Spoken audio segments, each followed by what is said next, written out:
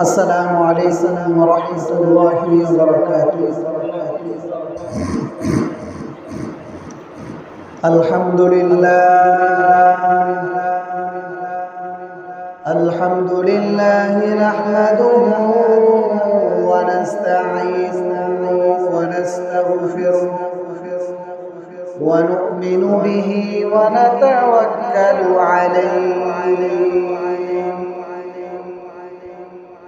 ونعوذ بالله من شرور أنفسنا ومن سيئات أعمالنا. من يهده الله فلا مضل له ومن يضلله فلا هادي له. ونشهد أن لا إله إلا الله وحده لا شريك له. ونشهد أن محمدا عبده ورسوله أرسله بالحق بشيرا ونذيرا وداعيا إلى الله بإذنه وسراجا منيرا. أما بعد فقد قال الله تعالى في كلامه المجيد وفي فرقانه الحميد. أعوذ بالله من الشيطان الرجيم. بسم الله الرحمن الرحيم. قل هو الله أحد الله الصمد لم يلد ولم يولد ولم يكن له كفوا أحد. وقال تعالى ذلك الله ربكم خالق كل شيء لا إله إلا هو فأنى تؤفكون. صدق الله العظيم. وقال رسول الله صلى الله عليه وسلم بلغوا عني ولو آية أو كما قال عليه الصلاة والسلام. وقال تعالى ما كان محمد أبا أحد من رجالكم ولكن رسول الله وخاتم النبيين وكان الله بكل شيء عليما.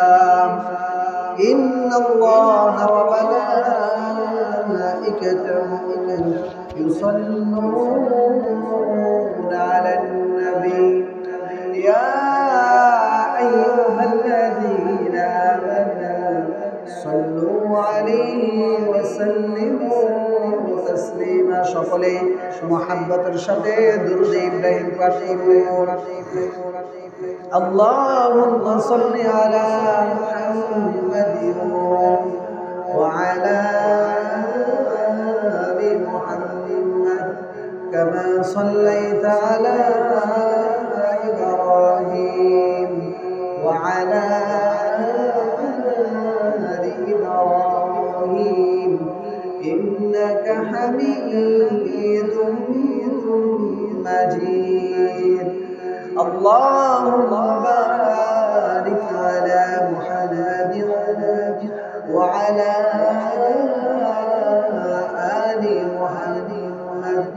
كما باركت على إبراهيم وعلى آل إبراهيم إنك حميد مجيد. سبحانك لا علم لنا إلا ما علمتنا إنك أنت العليم الحكيم. শুরুতেই আমরা মহান আল্লাহ পাক রব্বুল আলামিনের দরবারে কালিমাতুশ শুকর আদায় করব যে আল্লাহ পাক রব্বুল আলামিন আমাদেরকে মায়া করে ভালোবেসে মুহাব্বত করে আমাদের দিল দিমাগ মন মগজ ভালো রেখে আমাদেরকে যাবতীয় যত গুনার কাজ আছে সকল গুনার কাজ থেকে মুক্ত রেখে এবং দুনিয়াবি কাজকর্ম থেকে আমাদেরকে ফারেক করে সপ্তাহের নেতা সাইয়্যিদুল আইয়াম পবিত্র জুমার দিনে আল্লাহর ঘর মসজিদে একত্রিত হওয়ার তৌফিক দিয়েছেন। এই জন্য আমরা সকলেই কালিমাতুশ শুকর আদায় করি, সকলে বলি আলহামদুলিল্লাহ। লক্ষ কোটি দুরূদ প্রেরণ করব ওই নবীর উপর যিনি রাহমাতুল লিল আলামিন, ইমামুল মুরসালিন, সাইয়্যিদুল আম্বিয়া, যিনি খাতামুন নবিয়্যিন। ওই নবীর সাথে আমরা আবারও সংক্ষিপ্ত আকারে একবার দুরূদ শরীফ পাঠ করি। সাল্লাল্লাহু আলাইহি ওয়াসাল্লাম। মুআজ্জাজ মুহতারাম সম্মানিত মুসল্লিয়ান কিরাম,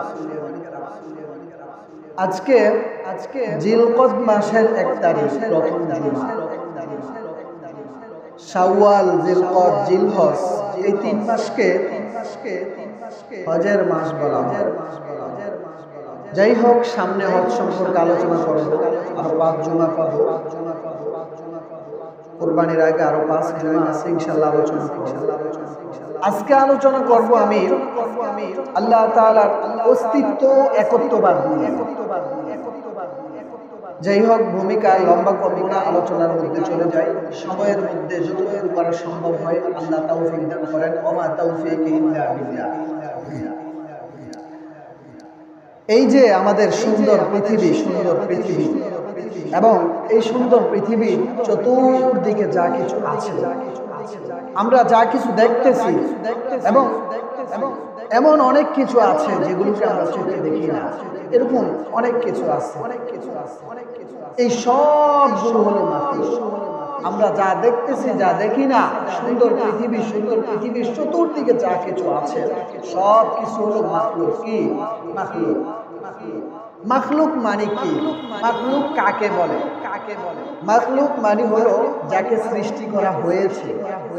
মাখলুক বলা হয় যে জিনিসগুলোকে সৃষ্টি করা হয়েছে। যেমন মাখলুকগুলো কি?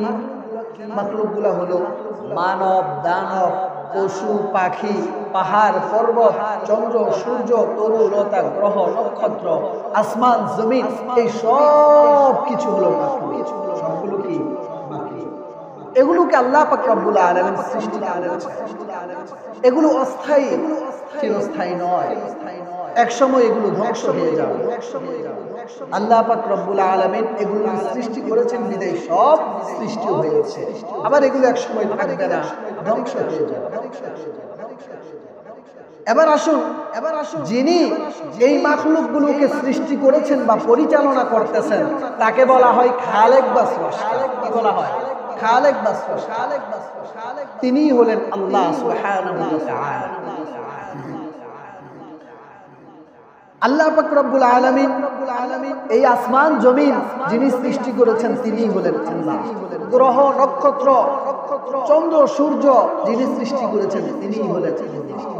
যিনি পাহাড়, পর্বত, পশু, পাখি, তরুলতা যিনি সৃষ্টি করেছেন তাকেই বলা হয় আল্লাহ সুবহানাহু ওয়া তাআলা।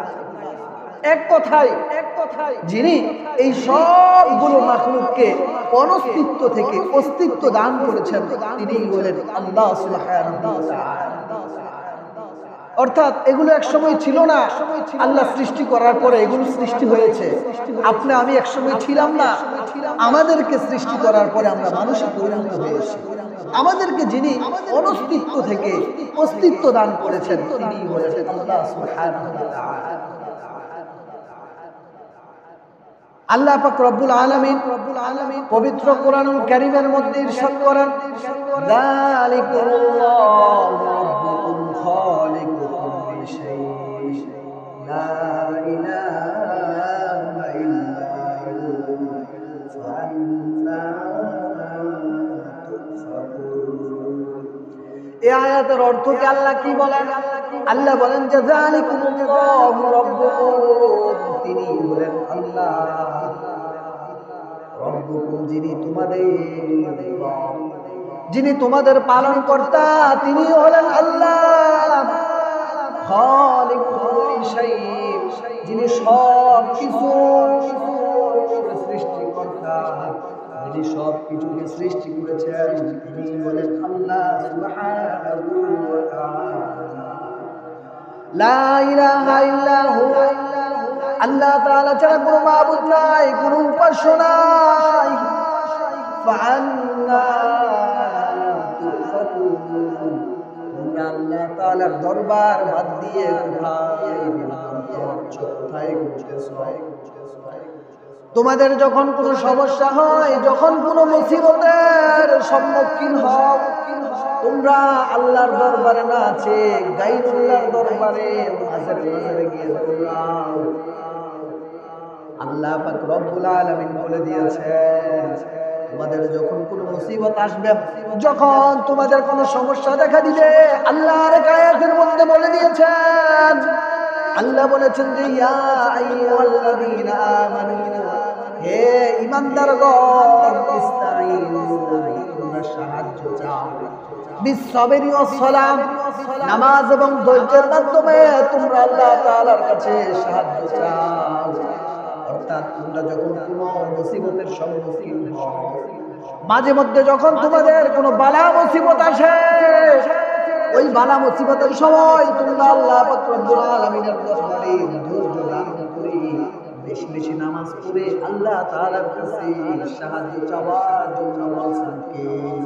আল্লাহ তাআলা। কিন্তু আমরা তা না করে আল্লাহর দরবারে না আছে মাঝে গিয়ে দৌড়াই, মাঝে গিয়ে সিন্নি নিয়োগ করে এক দেখ সিন্নি আমি মাঝে দেব, যদি আমার এই সমস্যা গায়রুল্লাহর কাছে দৌড়াই, আল্লাহর কাছে চায় না। যে আল্লাহ তোমার মহা মুসিবত দেন মাঝের মধ্যে তোমাকে পরীক্ষা করার জন্য, যে আল্লাহ পাক রব্বুল আলামিন বালা মুসিবত দেন, ওই আল্লাহর কাছে না আছে তুমি গায়রুল্লাহর কাছে দৌড়াও। ওই মাজারওয়ালার কোনো শক্তি নাই, ওই গায়রুল্লাহর কোনো শক্তি নাই তোমার সমস্যা দূর করার।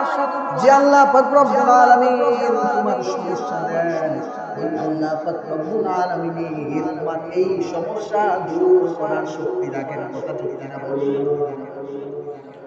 আফসোস, দুঃখজনক, বাস্তব সত্য কথা এটা। আমরা আল্লাহর কাছে চাই না, গায়রুল্লাহর কাছে চাই। এই জন্য আল্লাহ পাক রব্বুল আলামিন আমাদেরকে সমস্যার থেকে উদ্ধার করেন না।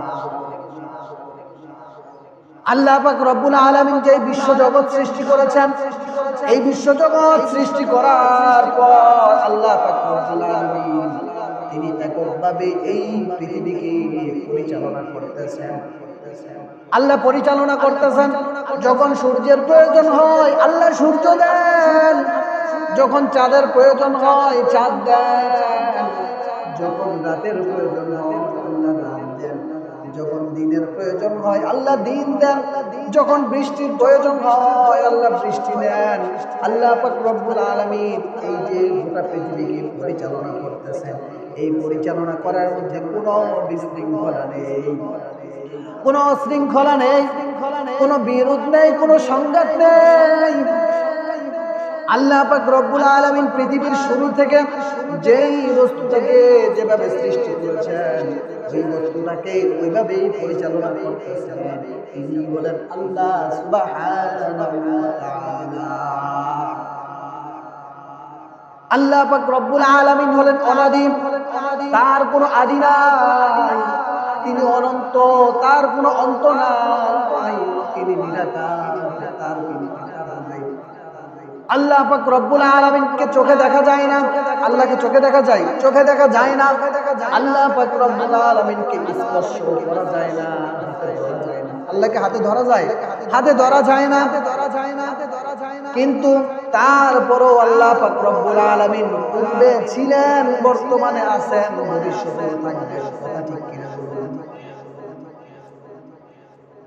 আর বাকি সব কিছু ধ্বংসশীল। আল্লাহ পাক রব্বুল আলামিন ব্যতীত যা কিছু আছে সব কিছু একদিন ধ্বংস হয়ে যাবে, কিন্তু একমাত্র একজন ধ্বংস হবেন না, তিনি কে? আল্লাহ তাআলা। আল্লাহ ছাড়া সব কিছু ধ্বংস হয়ে যাবেন। এই জন্য আল্লাহ কোরআনের মধ্যে বলেন, কুল্লু মান আলাইহা ফান ওয়া ইয়াবকা ওয়াজহু রাব্বিকা যুল জালালি ওয়াল ইকরাম। এই আয়াতের মধ্যে আল্লাহ বলেন, কুল্লু মান আলাইহা ফান, ভূপৃষ্ঠে যা কিছু আছে, ভূপৃষ্ঠ মানে জমিন, ভূপৃষ্ঠ মানে কি? জমিন। আল্লাহ বলেন কুল্লু মান আলাইহা, ভূপৃষ্ঠে যা কিছু আছে, জমিনের মধ্যে যা কিছু আছে, ফান, সবগুলো একদিন নষ্ট হয়ে যাবে। নশ্বর মানে ধ্বংসশীল। যে জিনিসগুলো ধ্বংস হয়ে যাবে ওই জিনিসগুলো বলা হয় নশ্বর। ওয়ায়াবকা ওয়াজহু রাব্বিকা, আল্লাহ আমাদের নবীজিকে সম্বোধন করে বলেন ওয়ায়াবকা, কেবলমাত্র একজন বিনশ্বর, তিনি বলেন রব্বিকা, আপনার রব। আপনার রব তিনি কে? যুল জালালি ওয়াল ইকরাম, যিনি মহামহিমান্বিত, সম্মানিত, তিনি একমাত্র অবিনশ্বর, তিনি ধ্বংস হবেন না। কথা বুঝছেন? আল্লাহ ব্যতীত দুনিয়ার মধ্যে যা কিছু আছে সব কিছু একদিন ধ্বংস হয়ে যাবে। আল্লাহ যখন ইসরাফিল আলাইহিস সালামকে আদেশ করবেন সিংহায় ফুৎকার দেওয়ার জন্য, ইসরাফিল আলাইহিস সালাম যখন সিংহায় ফুৎকার দিবেন তখন কিয়ামত সংঘটিত হয়ে যাবে। সব কিছু একদিন ধ্বংস হয়ে চূর্ণ হয়ে যাবে। একমাত্র ধ্বংস হবেন না আল্লাহ সুবহানাহু ওয়া তাআলা। কোনো কিছু দৃশ্যমান না হওয়া ওই বস্তুর অস্তিত্বহীনতা বুঝায় না। কোনো কিছু দৃশ্যমান না হওয়া ওই জিনিসের অস্তিত্বহীনতা বুঝায় না। অর্থাৎ কোনো কিছু চোখে দেখা না গেলে যে ওই জিনিসটা নাই এমন না। আমার দিকে মনোযোগ দিন, লক্ষ্য করে মনোযোগ দিয়ে শুনুন, গুরুত্বপূর্ণ আলোচনা। আল্লাহর অস্তিত্ব একত্ববাদ। কোনো কিছু চোখে দেখা না গেলে যে ওই জিনিসটা নাই এমন না। দুনিয়ার মধ্যে এবং পৃথিবীর মধ্যে অনেক কিছু আছে যেগুলোকে আমরা চোখে দেখি না, কিন্তু আমরা বিশ্বাস করি ওই জিনিসগুলো আছে, মানি আমরা। যেমন আমাদের দৃষ্টিশক্তি, আমাদের যে চোখের শক্তি, আমরা এটা জানি, আমরা চোখ দ্বারা দেখি, কিন্তু কোন শক্তির মাধ্যমে আমরা চোখ দিয়ে দেখতেছি ওই জিনিসটাকে দেখা যায়? দেখা যায় না। আমাদের শ্রবণ শক্তি আছে, যেই শ্রবণ শক্তি দ্বারা আমরা কান দিয়ে কথা শুনি, আমরা এটা বিশ্বাস করি আমরা কান দিয়ে কথা শুনি, কিন্তু কোন শক্তির মাধ্যমে আমরা কান দিয়ে শুনি ওই জিনিসকে দেখা যায়? আমাদের বাক শক্তি দিয়েছেন আল্লাহ, যেই বাক শক্তি দ্বারা আমরা কথা বলি, কিন্তু আমরা বাক শক্তিটাকে দেখা যায়? বাক শক্তিকে দেখা যায় না। ঠিক তদ্রুপ ভাবে প্রত্যেকটা মানুষের ভিতরে একটা করে রূহ আছে, রূহ প্রাণ আছে না? রূহ আছে। রূহটাকে চোখে দেখা যায়? চোখে দেখা যায় না, কিন্তু আমরা বিশ্বাস করি প্রতিটা মানুষের ভিতরে একটা করে রূহ আছে। আমরা মানি এই রূহটা হলো মানুষের চালিকা শক্তি। মানুষ রূহ থাকলে কথা বলতে পারে, মানুষ রূহ থাকলে চলাফেরা করতে পারে, মানুষ রূহ থাকলে খাবার দাবার খাইতে পারে, জিহ্বা দ্বারা খাবারের স্বাদ করতে পারে।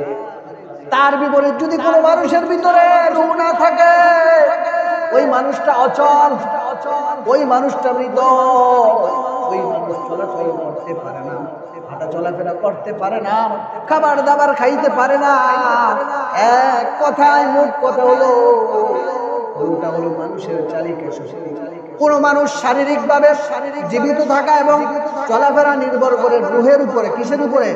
রূহের উপরে। রূহ থাকলে মানুষ জীবিত, রূহ না থাকলে মানুষ মৃত। এরকম ভাবে দুনিয়ার মধ্যে আরো অনেক কিছু আছে, দুনিয়ার মধ্যে আরো অনেক কিছু আছে যেগুলোকে আমরা চোখে দেখি না, কিন্তু আমরা বিশ্বাস করি, মানি। দুনিয়ার মধ্যে অনেক কিছু নতুন নতুন আবিষ্কার করেছেন বৈজ্ঞানিকরা। যেমন মানুষের ভিতরে, মানুষের প্রত্যেকটা মানুষের ভিতরে অভ্যন্তরে অবস্থিত, ভিতরে অবস্থিত কিছু অঙ্গ প্রত্যঙ্গ আছে। এই অঙ্গ প্রত্যঙ্গগুলোকে ওই মেশিন দিয়ে নতুন নতুন যে যন্ত্রপাতি তৈরি করেছে এগুলো দিয়ে পরীক্ষা করে দেখা হয়, দেখা যায়। যেমন হৃৎপিণ্ড, লিভার, ফুসফুস, কিডনি আছে না আমাদের ভিতরে, এমন মেশিন বিজ্ঞানীরা তৈরি করেছেন এই ভিতরের যে অঙ্গ প্রত্যঙ্গগুলো আছে এগুলো মেশিন দিয়ে পরীক্ষা নিরীক্ষা করে দেখা যায়। দেখা যায় না? দেখা যায়। কোনটার মধ্যে যদি কোনো সমস্যা থাকে, লিভারের মধ্যে এই সমস্যা থাকলে ওই কি করা হয়, ডাক্তারে ওষুধের মাধ্যমে ভালো করার চেষ্টা করে, অথবা ওষুধের মাধ্যমে না হলে অপারেশনের মাধ্যমে হলেও কি ভালো করার চেষ্টা করা হয়। কিন্তু প্রত্যেকটা মানুষের মধ্যে যে এমন একটা জিনিস আছে, এমন একটা শক্তি আছে, যেই শক্তির মাধ্যমে মানুষ চলতে পারে, যেই শক্তির মাধ্যমে মানুষ বসতে পারে, উঠতে পারে, খাবার দাবার খাইতে পারে, চোখ খুলতে পারে, চোখ বন্ধ করতে পারে, জিহ্বা দিয়ে খাবারের স্বাদ উপলব্ধি করতে পারে, নাক দিয়ে খাবারের গান অনুভব করতে পারে। ওই শক্তিটাকে পরীক্ষা করার মতন আজ পর্যন্ত কোনো মেশিন তৈরি হয় নাই, ভবিষ্যতেও হবে না। ওই জিনিসটার নাম রু, প্রাণ। প্রতিটা মানুষের মধ্যে যে প্রাণ আছে, এই প্রাণটাকে, রুটাকে পরীক্ষা করার মতো আজ পর্যন্ত কোনো মেশিন তৈরি হয় নাই, ভবিষ্যতে হবে। কিন্তু আমরা মানি না। রুকে কি চোখে দেখা যায়? আমরা চোখে দেখি না, কিন্তু আমরা বিশ্বাস করি প্রত্যেকটা মানুষের ভিতরে এই রুটা মানুষের কোন জায়গায় অবস্থিত আমরা কেউ জানি না। এই রুটা প্রত্যেকটা মানুষের সারা শরীর জুড়েই আছে, সারা শরীরেই জুড়ে আছে। ঠিক তদ্রুপ ভাবে এই রুহের মতন এই পুরো আসমান জমিনটা হলো একটা দেহ শুরু। যেই দেহের পা হলো জমিন আর এই দেহের মাথা হলো আসমান। আসমান আর জমিনের মধ্যে যা কিছু আছে সবগুলো হলো এই দেহের অঙ্গ প্রত্যঙ্গ।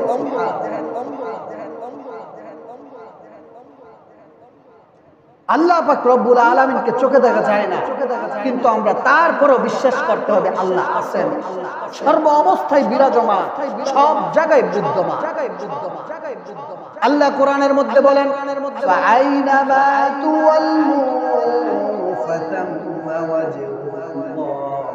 এই আয়াতের অর্থ হলো ফাআইনামা তুওয়াল্লু, তোমরা যেদিকে তাকাও, তোমরা যেদিকে দেখো, ফাতাম্মা ওয়াজহুল্লাহ, সেদিকে শুধু আমি আল্লাহকে দেখতে পাবেন। গাছের দিকে তাকাও, যেই গাছের মধ্যে কোনো ফল ছিল না আমি আল্লাহ ফল দিয়েছি। যদি গাছ নিয়ে চিন্তা ফিকির করো তাহলে আমি আল্লাহকে খুঁজে পাবা। চাঁদের দিকে তাকাও, যে চাঁদ দিনের বেলা দেখা যায় না, রাতের বেলায় আল্লাহ আমাদের প্রয়োজনে চাঁদ দিয়ে দেয়। সেখানে তোমরা যদি আমাকে নিয়ে চিন্তা করো আমি আল্লাহকে খুঁজে পাবা। চন্দ্রের সূর্যের দিকে তাকাও, যেই সূর্য রাতের বেলা দেখা যায় না, দিনের বেলায় তোমরা মানুষের কল্যাণে আমি আল্লাহ সূর্য দিই। তোমরা যদি এই সূর্যকে নিয়েও চিন্তা করো, গবেষণা করো, তাহলে আমি আল্লাহকে খুঁজে পাবে। এই জন্য আল্লাহ বলেছেন ফাসাম্মা ওয়াজহুল্লাহ, তোমরা যেদিকে তাকাও সেদিকে শুধু আল্লাহ আল্লাহ। এই কথাটাকে কবির ভাষায় বলেছেন, হাজার মে সাজার মে তেরে রঙ্গে হুয়া, ইধর দেখতা হুঁ উধর তু হি তু। কবি কত সুন্দর ভাবে বলতেছেন, হাজার মে সাজার মে, গাছের মধ্যে, পাথরের মধ্যে, বৃক্ষের মধ্যে, পাথরের মধ্যে, তেরে রঙ্গে বুয়া, আল্লাহ তোমার ওই রং, তোমার ওই গ্রাম, জিদার দিক, যেদিকে আমি দেখি, যেদিকে আমি তাকাই, উদার সেদিকে তুমি আল্লাহ, তুমি আল্লাহ। সুবহানাল্লাহ।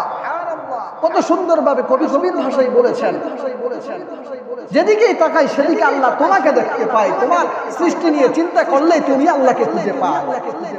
কিন্তু আফসোস হলো, দুঃখজনক বিষয় হলো, বাস্তব সত্য হলো যে বর্তমানে কিছু নাস্তিক বলেন আল্লাহ বলতে কেউ নাই। সুতরাং কোনোভাবেই আল্লাহর অস্তিত্বকে অস্বীকার করা যাবে না।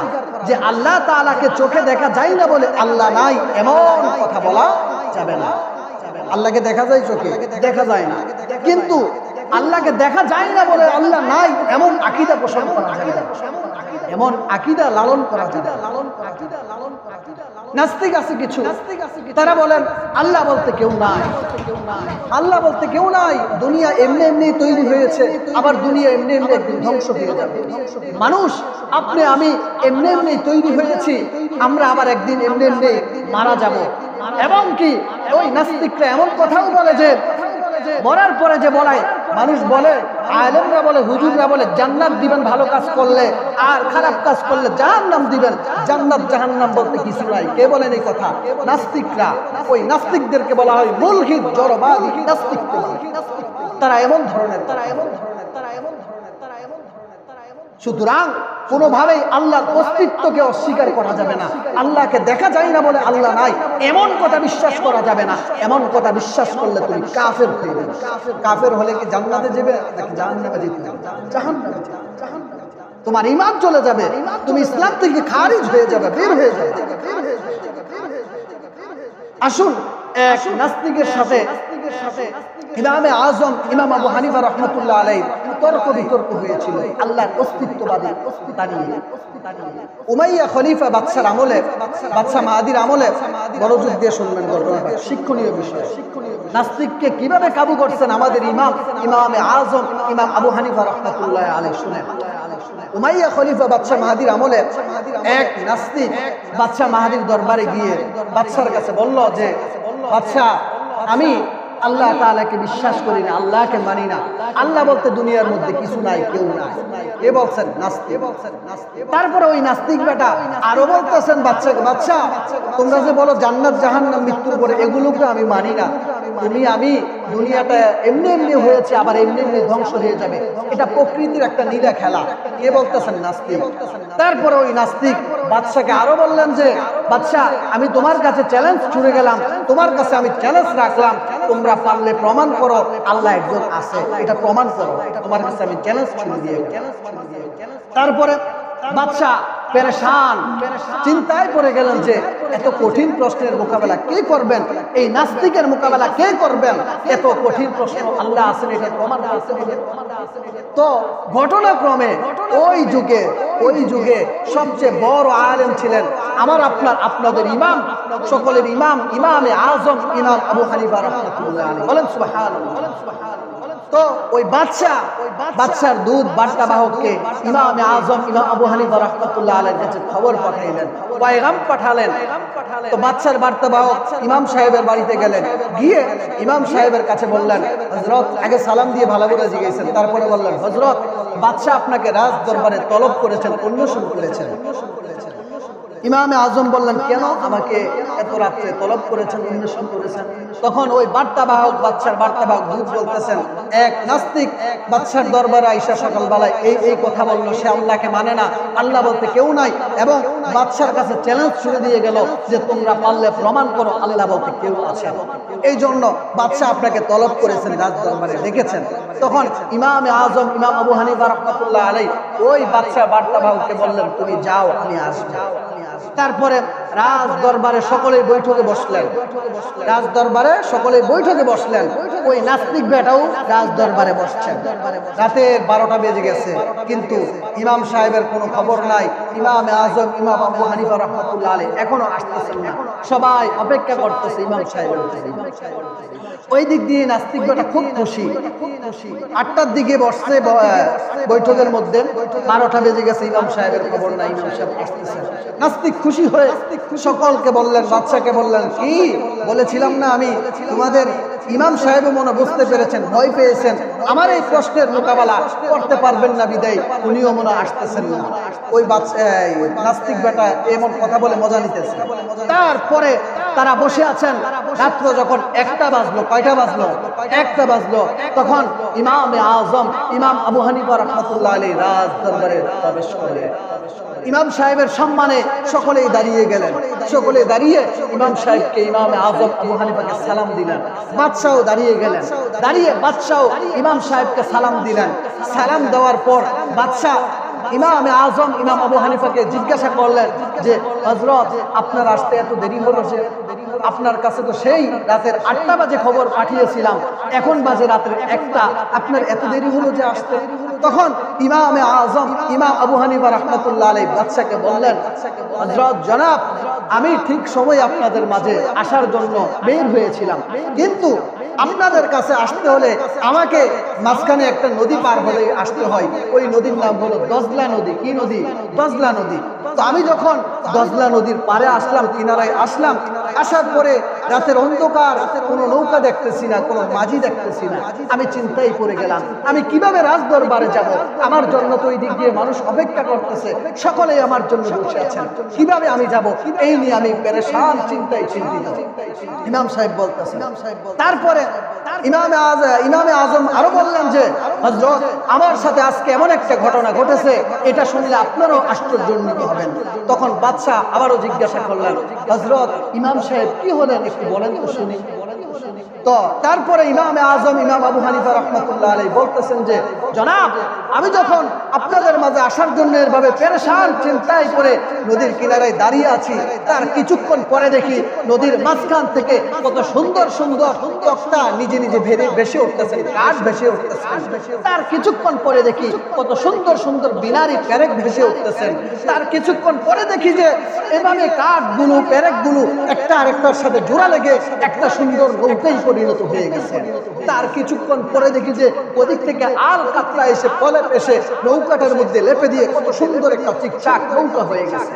তার কিছুক্ষণ পরে দেখি যে নৌকাটা নদীর মাঝখান থেকে কিনারায় আসছে, নদীর কিনারায়। তারপরে আমি এই নৌকার উপরে উঠলাম, ওঠার পরে নৌকা ওই পার থেকে আমাকে এই পারে নামিয়ে দিল। আমি নৌকার থেকে নামার পরে চিন্তা করতেছি, আমি হতভম্ব হয়ে গেলাম, এটা কিভাবে সম্ভব? এমনি এমনি নদীর মাঝখান থেকে কাঠ ভেসে উঠলো, কত সুন্দর সুন্দর তক্তা ভেসে উঠলো, আবার পেরেক ভেসে উঠে নৌকা হয়ে গেল। এভাবে কোনো মাঝি ছাড়া আমাকে নদীর ওই পার থেকে এই পারে দিয়ে গেল নৌকা, এটা কিভাবে সম্ভব? এ বললেন ইমাম সাহেব রাজ দরবারে বলছেন, নাস্তিক বেটানা দরবারে আছে, নাস্তিক ওই ঘটনা শুনছেন। নাস্তিক শোনার পরে নাস্তিক বলে উঠলেন যে ইমাম সাহেব, হযরত, আমি তো ভেবেছিলাম আপনি এই যুগের একজন বড় আলেম, একজন বড় জ্ঞানী, একজন বড় পণ্ডিত। এখন তো দেখি আপনি ছোট বাচ্চাদের মতন কথা বলতেছেন, ছোট নির্বুধ বাচ্চাদের মতন কথা বলতেছেন, এটা কিভাবে সম্ভব? নাস্তিক বলতেছেন এটা কিভাবে সম্ভব? কোন মানুষ ছাড়া নৌকা এমনি এমনি হয়ে যাবে? নৌকাকে বানাতে হলেও তো একটা লোক প্রয়োজন হয়। কোন মানুষ ছাড়া নৌকা ও নদীর ওই পার থেকে এভাবে আপনাকে দিয়ে গেল, এটা কিভাবে সম্ভব? এটা আমি মানতে পারতেছি না। কে বলছেন? নাস্তিক। তারপরে আমাদের ইমামে আজম ইমাম আবু হানিফা রাহমাতুল্লাহ আলাইহি ওই নাস্তিককে বললেন, নাস্তিক, তুমি কি বলতেছো যে কোনো মানুষ ছাড়া নৌকা তৈরি হয় না? নাস্তিক বলল, না, হয় না। এরপর ইমাম সাহেব আবার বললেন, নাস্তিক, তুমি কি বলতেছো কোনো মানুষ ছাড়া, কোনো মাঝি ছাড়া নৌকা চলতে পারে না? নাস্তিক বললেন, জি না, কোনো মাঝি ছাড়া নৌকা চলতে পারে না। তারপরে ইমামে আজম ইমাম আবু হানিফা বললেন, তাহলে এবার তুমি শোনো, তুমি যদি সাধারণ একটা বিষয়, নৌকার বিষয়কে মানতে না পারো, কোনো মানুষ ছাড়া নৌকা তৈরি হতে পারে না, কোনো মাঝি ছাড়া নৌকা চলতে পারে না, তুমি নাস্তিক কিভাবে বলো যে আসমান আমাদের মাথার উপরে কোনো ফিলার ছাড়া, কোনো খুঁটি ছাড়া দাঁড়িয়ে আছে, এই আসমানটা এমনি এমনি হয়েছে, তুমি কিভাবে বলো? যে পৃথিবীটা আমাদের পায়ের নিচে জমিন হিসেবে দাঁড়িয়ে আছে, আসমান আমাদের মাথার উপরে কোনো ফিলার ছাড়া, খুঁটি ছাড়া দাঁড়িয়ে আছে, তুমি কোন মুখে বলো যে এগুলো এমনি এমনি হয়েছে, এমনি এমনি হয়ে গেছে, কোনো সৃষ্টিকর্তা নাই, এগুলো প্রকৃতির কারণে হয়েছে? এমন কথা শুনে ওই নাস্তিক হতভম্ব হয়ে লজ্জায় লজ্জিত হয়ে রাজ দরবার ত্যাগ করলেন। আল্লাহ আল্লাহ আল্লাহ। ইমাম শাফি রাহমাতুল্লাহ আলাইহি আল্লাহর অস্তিত্বকে বিশ্বাস করেন। আল্লাহ পাক রব্বুল আলামিন আছেন কিনা সেটা বিশ্বাস করার জন্য যেমন কোনো সূক্ষ্ম দলিলের প্রয়োজন হয় না, ঠিক তদ্রূপ ভাবে আল্লাহ পাক রব্বুল আলামিন আছেন কিনা এটা প্রমাণের জন্য সূক্ষ্ম দার্শনিক হওয়ার কোনো প্রয়োজন পড়ে না, বরং সুস্থ একটু মস্তিষ্কে আল্লাহর সৃষ্টি নিয়ে চিন্তা করলে আল্লাহ তাআলাকে খুঁজে পাওয়া সম্ভব। ইমাম শাফি রাহমাতুল্লাহ আলাইহিকে এক লোক জিজ্ঞাসা করলেন, হযরত, আপনি আল্লাহ তাআলাকে কিভাবে চিনলেন? তখন ইমাম শাফি রাহমাতুল্লাহ আলাইহি উত্তর দিলেন, আমি আল্লাহ তাআলাকে রেশম পাতা থেকে চিনেছি, তুত গাছের পাতা থেকে দেখে চিনেছি। তুত গাছ একটা গাছ আছে, তুত গাছের পাতা দেখে আমি আল্লাহ তাআলাকে চিনেছি। ওই লোক প্রশ্ন করলেন, হযরত, তুত গাছের পাতা থেকে আপনি আল্লাহকে আবার কিভাবে চিনলেন? ইমাম শাফি বললেন, তুত গাছের পাতাটা যদি গরু আর ছাগলে খায়, এই পাতাগুলো হয়ে যায় গোবর। আবার এই তুত গাছের পাতা যদি কোনো হরিণ খায়, হরিণ, তাহলে এই পাতাগুলো হয়ে যায় মৃগনাভি, কস্তুরী মৃগনাভি হয়ে যায়। আবার এই তুত গাছের পাতাগুলো যদি কোনো রেশম পোকায় খায়, এগুলো রেশম হয়ে বাইরে। একটা পাতা, এই পাতা 3 পানি খাইলে 3 রকম হয়ে যায়। এটা কি ওই পাতার গুণ না যে আল্লাহ ওই পাতা এবং গাছকে সৃষ্টি করেছেন? ওই আল্লাহর কুদরত নিদর্শন, আল্লাহ তাআলার নিদর্শন। কাজী আল্লাহ তাআলাকে দেখা যায় না বলে আল্লাহ নাই এমন কোনো আকীদা রাখা যাবে না, এমন কোনো বিশ্বাস করা যাবে না। এরকম ভাবে ওহরে ওহরে হিসাব ছাড়া কোরআন হাদিসের মধ্যে এভাবে উদাহরণ আছে যেগুলো বলতে গেলে অনেক সময় প্রয়োজন। যাই হোক, আল্লাহ পাক রব্বুল আলামিন আমাদের সকলকে যে কথাগুলো আলোচনা করা হলো কোরআন ও হাদিসের আলোকে, এই কথাগুলোর উপর বুঝা মানা সহজ করে দেন। সকলে বলুন আমিন। ওয়া আখির দাওয়ানা আলহামদুলিল্লাহি রাব্বিল আলামিন। যারা সুন্নাত পড়েন না 4 রাকাত সুন্নাত আদায় করুন।